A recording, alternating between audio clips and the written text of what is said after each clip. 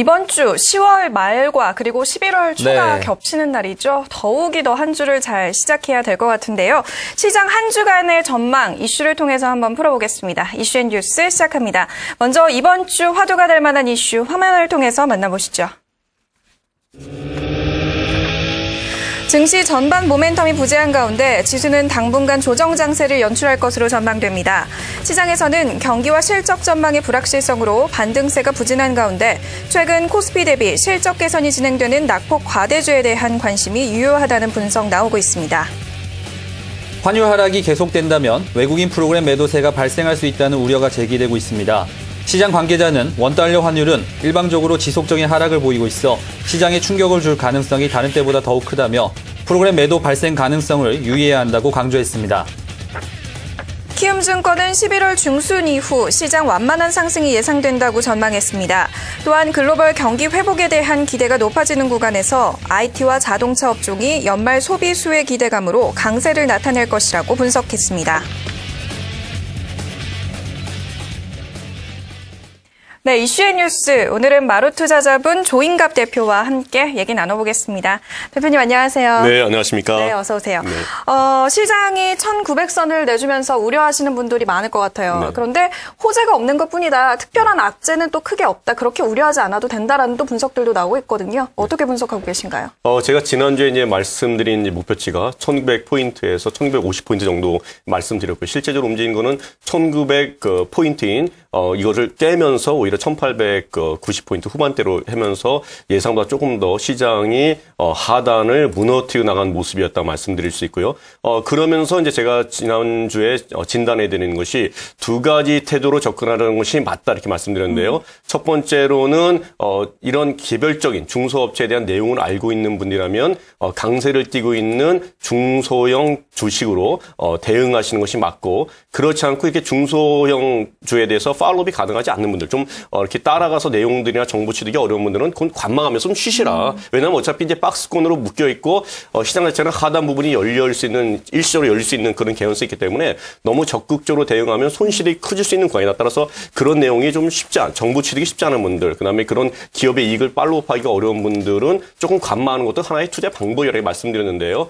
금주에도 사실은 그런 내용들이 좀 연속성이 좀 있다 이렇게 좀 말씀드릴 수 있고요. 현재도 금주에도 사실 이렇게 모멘텀이 이렇게 크진 않는 주간이 금주의 주간이라 말씀드릴 수 있고요. 단지 이제 외국인들의 수급은 이제 추가적으로 크게 악화될 개연성은 많지는 않다. 어느 정도 이제 팔 사람 좀 팔았다 이렇게 좀 말씀드릴 수 있고요.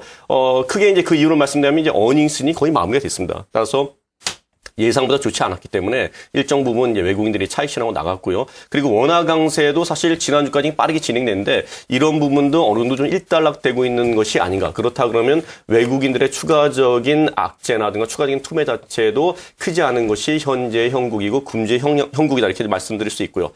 그리고 미국의 실적에 대한 불안감을 보이면서 일시적으로 1900포인트를 하락했는데 그러면 사실 여기서 호재의 악재를 구분한다 그러면 악재 자체도 그렇게 많지 않고 호재 자체도 많지 않거든요. 네. 근데 호재와 악재가 많지 않은 상황에서 그렇기 때문에 대부분 또 알려진 상황에서 1900포인트를 깼기 때문에 단기적으로 볼 때는 충분히 기술적인 반등을 연출할 수 있는 국면이 금주다 이렇게 좀 말씀드릴 수 있죠. 따라서 시장이 1900포인트를 하회했지만 너무 투자자분께서 걱정하지 마시고 오히려 이럴 때는 역발상 지난주에도 말씀드린 역발상인데 역발상적으로 오히려 저점에서는 단기적으로 매수하시고 이런 어떤 좋은 기회를 누리셔도 된다. 단지 기업의 정보라든가 내용을 팔로우하기 좀 어려운 분들은 좀 이데일리 TV를 보면서 좀 관망하시면서 공부하는 것도 나쁘지 않다고 좀 정리해 볼 수가 있는 거죠.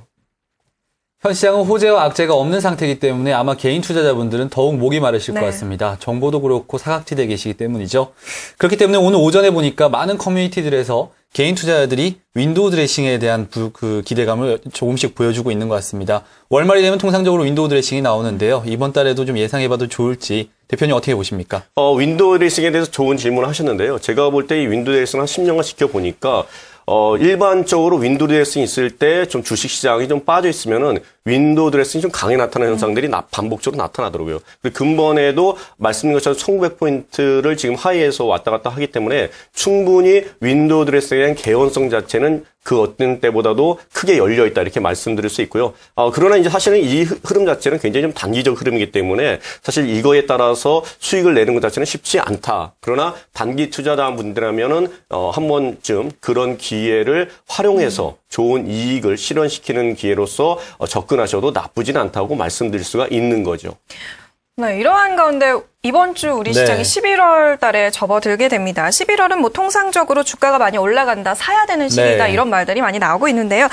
대표님, 11월에는 어떤 모멘트, 어떤 이벤트들이 있을까요? 네, 11월 경우에는 굉장히 좀 중요한 이벤트가 한 2개가 자리 잡고 있다 이렇게 말씀드릴 수 있는데요. 첫 번째는 이제 11월 6일이죠. 미국의 대통령 선거를 앞두고 있고요. 두 번째로는 이제 중국의 정권 교체도 공산당대회가 11월 8일부터 14일까지 있습니다. 따라서 이런 두 가지 이벤트가 이 빅 이벤트라고 말씀드릴 수 있는데요. 그런 측면에서 금주 같은 경우는 좀 쉬어간다. 왜냐하면 다음 주에 빅 이벤트가 있기 때문에 그 빅 이벤트에 어떠한 결정, 미국 국민들이 어떠한 선택을 할 것인가 또는 중국 정부에서 어떠한 그림이 그려질 것인가에 대해서 큰 이벤트를 갖는 전주에 어떤 구체적인 액션을 한다는 건 사실 쉽지 않은 국면이거든요. 그렇다 그러면 금주 자체도 굉장히 좀 관망세가 더 심화되는 국면이 연출될 개연성이 매우 높다고 좀 말씀드릴 수 있고요. 단지 이제 지난주에 내용 대비해서 어떤 전반적인 시장 자체의 하락폭이 큼에 따라서 금주는 단기 반등하는 모습으로 이어지면서 마무리될 개연성이 크다. 따라서 투자자분께서도 다음 주에 빅 이벤트를 좀 기대하시면서 너무 적극적으로 매매 활동하지 마시고요. 다음 주에 선거가 어떻게 좀 되는지 이렇게 보면서 방향을 보면서 좀 접근하시는 것이 자기 자산을 지키는 데 조금 유리하다고 말씀드릴 수가 있습니다. 주식시장은 공격과 방어 두 가지가 다 중요합니다. 그렇지만 현 시점에서 여러 가지 이슈들이 나올 수 있고 빅 이벤트를 앞두고 있기 때문에 일단은 방어적인 측면에서 시장을 좀 바라보시면 좋겠다라는 의견이었습니다. 네, 여러 가지 이벤트 꼼꼼하게 따져보셔야 될 것 같고 그리고 이 이슈도 또 꼼꼼하게 계속 따져보셔야 될 것 같습니다. 여전히 시장에서 워낙 강세에 대한 우려감이 좀 커지고 있는 상황입니다. 이 심리적인 지지선인 1,100원 선을 이탈한 상황인데요. 외환시장 어떻게 전망하고 계신가요? 지난주에 이제 1,100원까지 깨고 내려가니까 이제 일부 경제연구소라든가 관련된 기관들이 내년에는 1,000원 근방까지 하락한다는 굉장히 좀 공격적인 그런 원달러를 지금 예상하고 있는데요. 지금 보면 지난주에도 26일이었죠. 26일도 1.2원 내린 1,097원 정도로 마감을 한 모습을 보였고요. 현재 진행 중인 원화 강세의 속도가 너무 빠름에 따라서 제가 볼 때 이런 추세는 금주 들면서 조금 약화될 수 있는 것이 아닌가 이렇게 좀 판단하고 있는데요. 원화 강세가 이제 추가적으로 속도되면서 좀 제한적으로 될 것으로 예상하는 이유는요. 크게 두 가지라고 좀 말씀드릴 수가 있는데요. 첫 번째로는 이제 달러 약세가 거의 좀 종료된 것이 아닌가 이렇게 좀 보고 있습니다. 연준이요. 양적 완화를 한 이후에요. 재미있는 것이 이 달러 약세는 별로 나타나지 않았습니다. 예상과 좀 다르게. 반면에 오히려 다른 신흥 국가들의 그 통화가 좀 강보합세를 나타내. 특히 이제 가장 특징적인 것이 이 두 번째로 말씀드릴 수 있는 이 위안화의 강세가 좀 특징적이다. 그래서 달러의 강세는 나타나지 않았다. 오히려 위안화 강세가 좀 더 특징적으로 좀 나타났다. 이렇게 좀 말씀드릴 수 있고요. 9월 중순위에 보면요. 유로라든가 일본 또는 호주 등의 이 선진 통화는요, 달러 대비해서 약세를 보이었습니다. 반면에 중국 위안은 한 1.2% 정도 절상이 되었고요. 이것뿐만 아니라 한국, 대만, 인도의 이 신흥 아시아 통화가 좀 더 강한 모습을 드러내는 것이 특징이었다. 하지만 이런 것들이 어느 정도 일정 부분 반영됐고, 이제 연말로 가면서 이러한 추세 자체는 또는 흐름 자체는 조금 약화될 수 있어서 너무 비관적으로나 너무 공격적으로 원달러 흐름 자체를 지금부터 볼 필요가 없다고 좀 말씀드릴 수가 있습니다. 네, 그런데 지금 상황만 보면은 워낙 강세로 인해서 수출주의 부진이 예상되고 있다라는 그런 분석들 나오고 있습니다. 그런데 사실 이 업종별로도 좀 구체화가 필요할 것 같아요. 이미 글로벌 중심으로 올라간 기업들은 환율에 대해서 둔감하게 반응할 것이다라는 분석도 나오고 있거든요. 어떤 전략을 들고 가는 게 좋을까요? 실제적으로 이익과 환율에 대한 민감도 분석을 하면요. 자동차라든지 IT 같은 경우에서 대기업들은 과거와는 다르게 이 환율과 이익의 민감도가 그렇게 높지 않습니다. 상관성이 굉장히 떨어지는데 사실 여기에 노출된 것들은 수출을 하는데 중소기업이다. 그리고 중소기업이 수출하는데 달러에 대한 의존도가 높은 중소기업일 때는 여전히 민감도가 높다. 이렇게 말씀드릴 수 있는데요. 근데 저희 나라 그 기업 구조 특성이 사실은 대기업이 미치는 시가총액 영향이 절대적이기 때문에 사실 우리나라 주식시장에 미치는 영향 자체는 제한적이다. 이렇게 좀 말씀드릴 수 있고요. 이번에도 실제로 나온 것처럼 IT의 대부분, 삼성전자 같은 경우는 이제 IT에서 대부분 다 수출하는데 그 수출하는 업체들의 실적이 나쁘지 않았던 것들을 우리가 기억할 수 있고요. 자동차 같은 경우 좀 일부 부진한 것들이 있었지만, 예상보다 좀 모질란 것들이 있었지만, 환율 대비해서는 여전히 우량한 모습이다. 단지 이제 이런 1,100원대 이하로 간다 그러면 올해 4분기라든가 내년 이후에 상반기 때 나오는 영향들이 있었지만, 충분히 그 정도라면 국내 대형 수출업체 같은 경우는 어떤 포지션의 전략적인 포지션의 이전이라든지 아니면 수출 지역의 다변화를 통해서 일정 부분 해지할 수 있는 것이 있어서 너무 우려하지 않아도 된다. 그리고 또 특히 원화의 흐름 자체, 원화의 강세 흐름 자체도 연말로 갈수록 둔화될 수 있는 여지가 있어서 지금처럼 급했던 흐름 자체는 완화될 여지가 있고, 그렇다고 완화된다고 경우 주시장도 다소 수출주가 안정을 찾아갈 것으로 예상하기 때문에 이런 부분은 조금 근심을 조금 접으셔도 된다, 이렇게 말씀드릴 수 있습니다. 원화 강세 관련된 이슈들이 점차 개선이 된다면 아마 시청자 여러분들은 또 궁금하실 겁니다. 과연 그렇다면 매매할 종목은 어떤 것인가 궁금하시죠? 제가 바로 여쭤봐 드릴게요. 네, 대표님. 일단은 시장에 좀 보자면은 그렇다면 원화 강세의 수혜주 어떤 종목이 있을지 좀 궁금한데요. 어떤 종목 보고 계십니까? 일단은 이제 원화 관련된 흐름 자체는 이제 점점 좀 낮아질 거로 보고 있고요.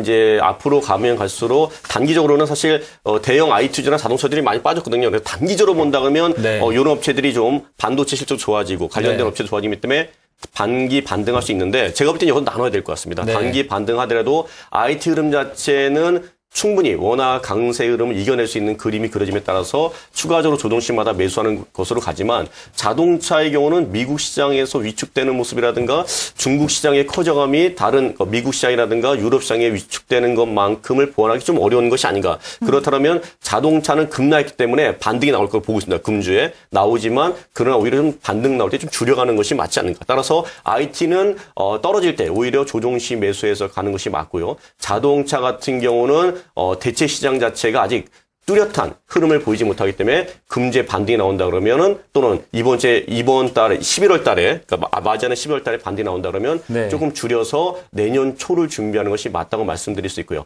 이런 대형주에 대한 매매가 아닌 중소형주 매매라면 철저히 말씀드린 것처럼 두 가지 전략이다. 네. 첫 번째 전략은 내용이라든가 정보라든가 아니면 기업에 대한 기업 분석을 철저히 할 수 있는 분이라 그러면 지금 현재 주도하고 있는 엔터테인먼트라든가 게임주 중심으로 철저하게 매매를 집중해서 하시는 것이 많고요. 네. 그렇지 않고 이런 기업들에 대한 정보라든가 내용이랑 또는 밸류에이션 자체를 하기가 좀 어려운 분들이라면 연말까지는 내년을 준비하면서 관망하는 자세도 나쁘지 않다고 말씀드릴 수가 있습니다. 일단 전체적으로 봤을 때 두 가지 향방이 엇갈리고 있습니다. IT와 자동차. 오늘 IT는 좀 뜨겁고 자동차는 좀 차가운 상태인데요. 대표님께서 언급해 주신 내용을 살펴보더라도 IT 업종이 좀 더 긍정적이고 자동차 업종은 눈높이를 조금 낮추시는 게 중요할 것 같습니다. 중소형주를 매매하실 분들은 현재 이슈가 있는 게임이라든지 엔터테인먼트 관련된 종목을 매매하시거나, 아니시면 내년을 준비하시면서 조금 관망하는 전략이 유효하다는 점 참고해 보시기 바라겠습니다. 네, 이번에는요, 앞선 이슈들을 다 종합해서 이번 주 전망 한번 해보겠습니다. 그래도 그렇게 비관적으로 나쁘게는 보지 않아도 된다라고 말씀을 해주셨는데, 구체적으로 어떤 전략을 들고 가는 게 좋을까요? 다음 주 같은 경우에 말씀드렸던 대통령 선거가 있는데요. 네. 결국 대통령 선거가 끝나고 나면 결국 본격적으로 경기 부양 카드를 끌 수밖에 없고, 그 대통령 1년 차는 국내건 미국이건 간에 언제든 경기를 확장시키기 위해서 노력했던 모습이 나타나고 있거든요. 그렇다면 그런 흐름 자체에 대한 기대감들이 누가 됐든 간에 충분히 살아날 개연성이 높기 때문에 금주는 다소 관망하시더라도 다음 주에 대한 이벤트를 기대하면서 철저히 다음 주에 대한 준비를, 또 그렇게 선거가 결정났을 때 수혜지가 뭔지를 보면서 접근하는 것도 나쁘지 않다고 말씀드릴 수 있고요. 그런 한 주로서 올해 이번 주 한 주를 마무리한다면 다음 주에 좀 더 재밌는 또는 높은 수익률을 기대할 수 있다고 말씀드릴 수가 있습니다. 전체적으로 봤을 때 이번 주보다는 다음 주가 좀 더 기대된다는 의견이셨습니다. 남들이 쉴 때는 조금 쉬는 것도 투자입니다. 참고해 보시기 바라겠습니다. 네, 지금까지 조인갑 대표와 함께 얘기 나눠봤습니다. 대표님, 오늘 말씀 고맙습니다. 네, 감사합니다.